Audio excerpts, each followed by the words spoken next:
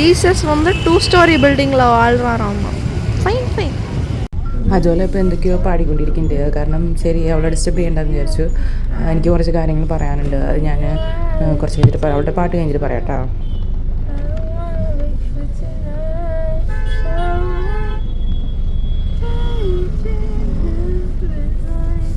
എவ்வளோ பெரிய இது பெரிய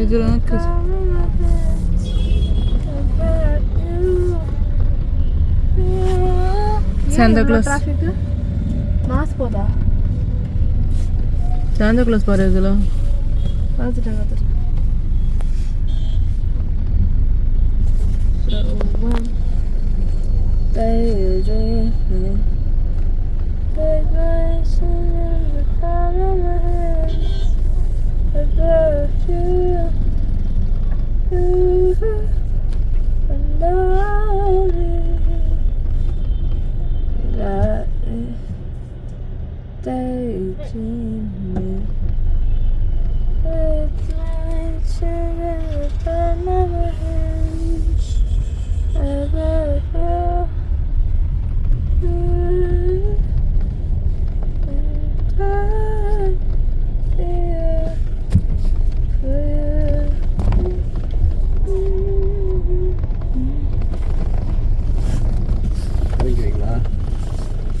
முடிஞ்சா மாசு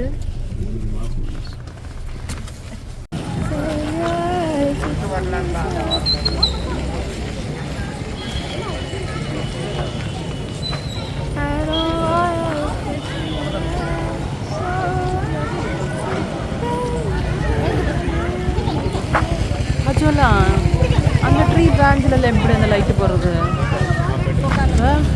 லேடர் ஏறிதான். லேடர் எங்கே வைப்பாங்க? இருக்கு. ஓ இந்த மாதிரி லேடரா? நான் சின்ன நீட்டு ஸ்லாண்டிங்காக வைக்கிறேன்.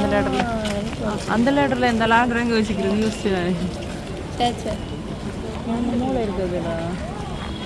ശരി വാ. ഇത് ഞങ്ങളുടെ വീടിൻ്റെ തൊട്ടടുത്തല്ല, കുറച്ച് ദൂരമുണ്ട്. അവിടെ സെൻറ്റ് ആൻ്റണീസ് ചർച്ച്, ആ പള്ളി പോയായിരുന്നു. അത് ന്യൂ ഇയറിന് 2 ദിവസം മുമ്പാണ് പോയതേ. അപ്പോൾ എടുത്ത വീഡിയോസാണിത്. അപ്പം എന്താ പറയുക, എല്ലാം കാണാൻ നല്ല രസമായിരുന്നു. പിന്നെ ഇതിലെ ലൈറ്റ്സ് ഇതൊക്കെ, അതായത് നമ്മളിപ്പം എന്താ പറയുക, എനിക്ക് കണ്ട് ആസ്വദിക്കാൻ പറ്റില്ല. എനിക്ക് ഡിഫ വീഡിയോയിൽ ഞാൻ പറഞ്ഞിട്ടുണ്ടാവും, കണ്ട് ആസ്വദിക്കാൻ ഭയങ്കര ഇഷ്ടമാണ്. അപ്പോൾ അത് കാരണം ഈ ലൈറ്റ്സൊക്കെ കാണാനായിട്ട് നല്ല രസമായിരുന്നു. പിന്നെ അവിടെ ചെന്നപ്പോൾ എനിക്കൊരു സത്യം മനസ്സിലായി. അതെന്താണെന്ന് വെച്ചാൽ എന്നെക്കാളും ബുദ്ധി അജോലയ്ക്കുണ്ട് എന്നുള്ളൊരു നഗ്ന സത്യമാണ്. അതാണ് ഞാൻ പറഞ്ഞത്. അത് ഈ വീഡിയോ ഫുള്ളായിട്ട് കണ്ടവർക്ക്, സ്റ്റാർട്ടിങ് തൊട്ട് കണ്ടവർക്ക് ഞാനും അജോല തമ്മിലുള്ള സംസാരത്തിൽ നിന്ന് മനസ്സിലാക്കാം. ഞാൻ അജോലയുടെ ഒരു ഡൗട്ട് ചോദിക്കുന്നുണ്ട്. അപ്പോൾ ഇതിൽ നിന്ന് മനസ്സിലാക്കാം എനിക്ക് എത്രത്തോളം ബുദ്ധിയുണ്ട്, അജോലയ്ക്ക് എത്രത്തോളം ബുദ്ധിയുണ്ട് എന്നുള്ള കാര്യം. പിന്നെ എന്താ പറയുകയെന്ന് വെച്ചാൽ, ന്യൂ ഇയറിൻ്റെ അന്ന് ഇത് ഞാനവിടെ മെഴുകുതിരി കത്തിച്ച് വെച്ച്, പിന്നെ ഭയങ്കര ഒരു സന്തോഷമുള്ള ഒരു കാര്യമുണ്ട്, ഞാൻ പറയാം, നിങ്ങളുടെ അടുത്ത് ഷെയർ ചെയ്യാം. അല്ലെങ്കിൽ ഷെയർ ചെയ്തില്ലെങ്കിൽ എനിക്കൊരു സമാധാനം ഉണ്ടാവില്ല. പിന്നെ അവിടെ മെഴുകുതിരിയൊക്കെ കത്തിച്ച് വെച്ചാൽ അജോലയുടെ ഫോട്ടോഗ്രാഫി സ്കിൽസൊക്കെ എടുത്താൽ കാണിച്ചു തരണമല്ലോ, ഇങ്ങനെയൊക്കെ ഫോട്ടോ എടുക്കാം എന്നുള്ള കാര്യം. ഇത് ഞാൻ എൻ്റെ ബർത്ത്ഡേക്ക് ആരും ഇങ്ങനെ ഇത്രയധികം ക്യാൻഡിൽസ് ഊതി കെടുത്തിട്ടുണ്ടാവില്ല ബർത്ത്ഡേക്ക്. പക്ഷേ എനിക്ക് അതിനുള്ളൊരു ചാൻസ് കിട്ടി. പക്ഷേ ബർത്ത്ഡേയുടെ നല്ലത് മാത്രം. പക്ഷെ ഞാൻ ഊതിയൊന്നുമില്ല കേട്ടോ, വെറുതെ കാണിച്ചുള്ളൂ, ആക്ഷൻ കാണിച്ചുള്ളൂ. പിന്നെ ഇവിടെ പപ്പയുടെ മനസ്സുരുകിയുള്ള പ്രാർത്ഥനയാണ് നമുക്ക് കാണാൻ സാധിക്കുന്നത്. പിന്നെ അജോല അടുത്ത് കുറച്ച് ഫോട്ടോസും കാര്യങ്ങളൊക്കെ.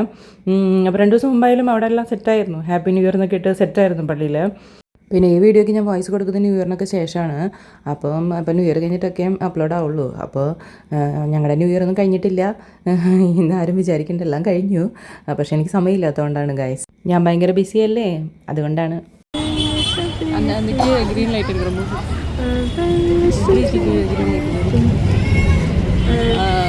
ഡയറക്റ്റ് പോയി നല്ല ഇരിക്കില്ല.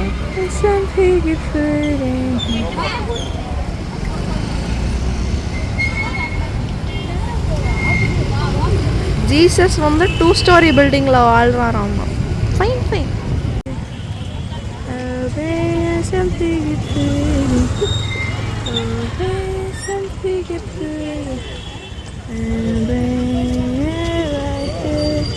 അപ്പം ഞാൻ പറഞ്ഞില്ല, ഞങ്ങൾ ആദ്യം താമസിച്ച വീടിൻ്റെ അടുത്തുള്ള പള്ളി അത് ഇതാണ് കേട്ടോ.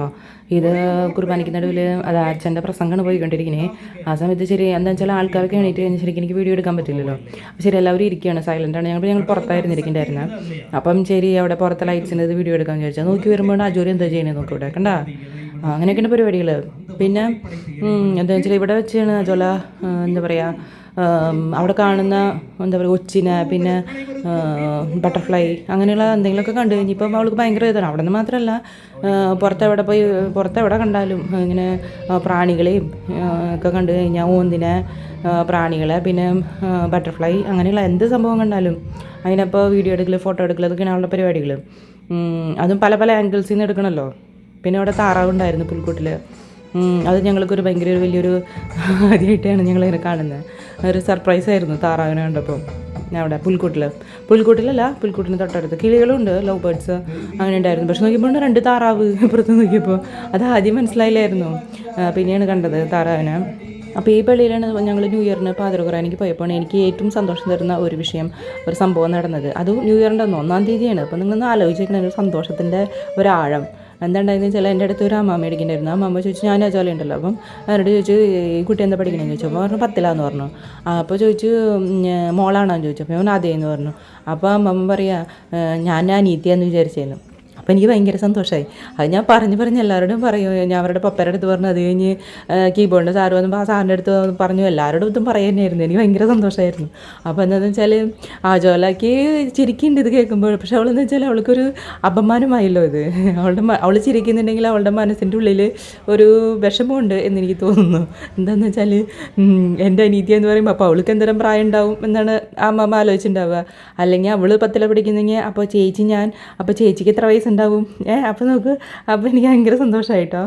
ഇത് ഞങ്ങളുടെ ഇടവക പള്ളിയിൽ അപ്പോൾ ഞങ്ങൾ ഞാൻ പറഞ്ഞല്ലോ മറ്റേ പള്ളിയിൽ പോയിട്ട് പിന്നെ തിരിച്ച് വരുമ്പം ഈ പള്ളി ഞങ്ങളുടെ ഇടവക പള്ളിയിലും കയറിയായിരുന്നു. ഇത് ക്രിസ്മസിന് അന്ന് പോയതാണ് കേട്ടോ.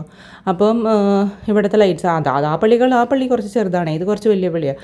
അപ്പോൾ പിന്നെ ഇതിൽ സ്ഥലമുണ്ട് കൂടുതലായിട്ട് പുറത്തൊക്കെ. അപ്പോൾ ലൈറ്റ്സ് ഇതിനൊക്കെ കൂടുതലാവുമല്ലോ. അപ്പോൾ അങ്ങനെ അവിടെ നടന്ന് വീഡിയോ എടുക്കലും ഫോട്ടോ എടുക്കലും ഇതൊക്കെ കഴിഞ്ഞിട്ടൊക്കെയാണ് ഞങ്ങൾ തിരിച്ച് വന്നത്. ഇത് ക്രിസ്മസിൻ്റെ ഒന്നാണ്. പക്ഷേ എന്താണെന്ന് പറയുക, ന്യൂ ഇയറിൻ്റെ എന്താണെന്ന് വെച്ചാൽ ഈ പള്ളിക്ക് ഞങ്ങൾ ആ പള്ളി പോയിട്ട് ഈ പള്ളി വന്നു. പക്ഷേ അപ്പം മഴയായി. അപ്പോൾ അത് കാരണം ന്യൂ ഇയറിൻ്റെ അന്ന് ഇവിടെ പിന്നെ വീഡിയോ ഒന്നും എടുക്കാൻ പറ്റിയില്ല. മഴയത്ത് മൊബൈലൊന്നും എടുത്ത് പുറത്തേക്ക് വന്നില്ല ഞങ്ങൾ. എടുത്തുകൊണ്ട് പള്ളിയിൽ പോയില്ല. ക്രിസ്മസിന് എന്താ ഇപ്പോൾ ഈ വീഡിയോ എടുക്കുമ്പോൾ ഞങ്ങൾ മൊബൈലൊക്കെ എടുത്തിട്ട് വന്നത്. അതുകൊണ്ടാണല്ലോ വീഡിയോ വന്നത്.